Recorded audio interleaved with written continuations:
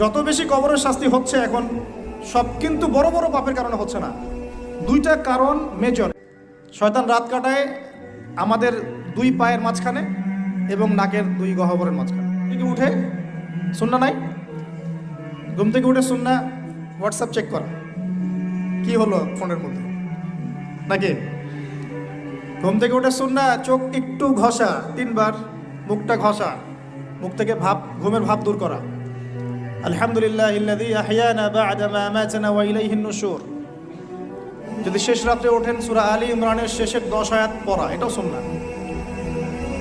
তারপরে ইস্তিনজায় যাই আমরা, ইস্তিনজায় গিয়ে আগে 2 হাত কবজি পর্যন্ত ধুয়ে ফেলতে হয়, নাকে 3 বার পানি দিতে হয়, কারণ শয়তান নাকের ভিতর রাত কাটায়। এটা আমরা দেখতে পারি না। শয়তান এবং জিন শয়তান অনেক কিছু করে আমাদের সাথে। তারা আমাদেরকে বদনজর দেয়, তারা আমাদেরকে দেখে, আমাদেরকে